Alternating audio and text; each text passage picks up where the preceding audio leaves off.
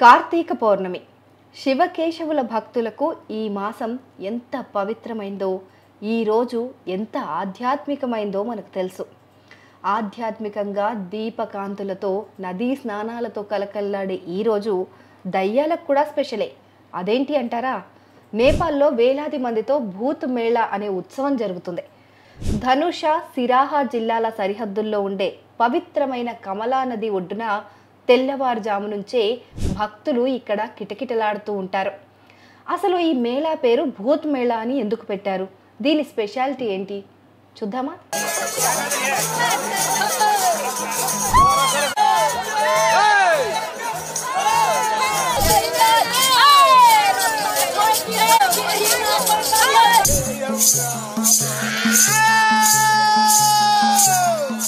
స్థానిక నమ్మకాల ప్రకారం కార్తీక శుక్ల పౌర్ణమి రోజున కమలా నదిలో పవిత్ర స్నానం చేస్తే దుష్ట శక్తులు దూరం అవుతాయట, దేవతలు సంతోషిస్తారట, మన జీవితంలో ఉన్న కష్టాలు సమస్యలు కూడా తీరిపోతాయట. అందుకే ఈ రోజున శక్తులు ఉన్నారని నమ్మే సమన్లు అంటే పూజారులు, మాంత్రికులు తమ పూర్వీకుల ఆత్మలను, దేవతలను గౌరవిస్తూ ఇక్కడ ప్రత్యేక పూజలు చేస్తారు.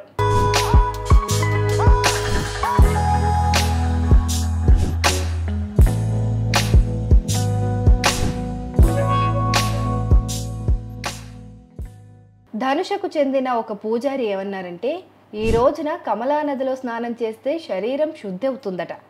సాధువులు, సమన్లు అందరూ ఈ రోజు ఇక్కడ స్నానం చేస్తారు కాబట్టి నది మరింత పవిత్రమవుతుంది. జీవితంలో చేసిన పాపాలన్నీ కడిగేసుకోవడానికి ఈ రోజే బెస్ట్ డే అని చెప్తున్నారు.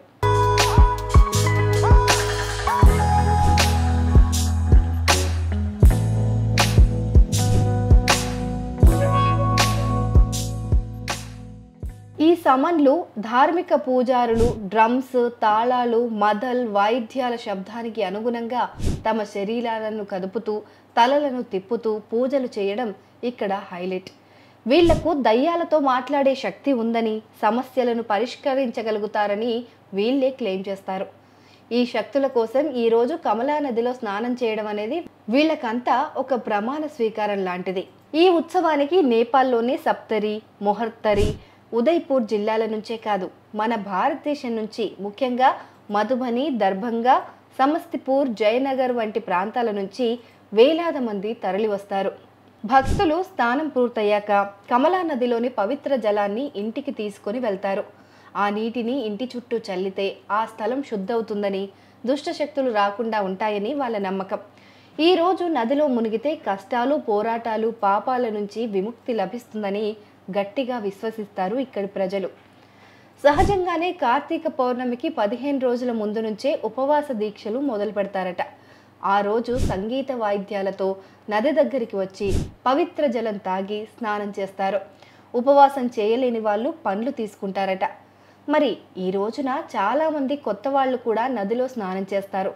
వీళ్ళంతా సమ్మన్లుగా మారాలనుకునే శిష్యులు.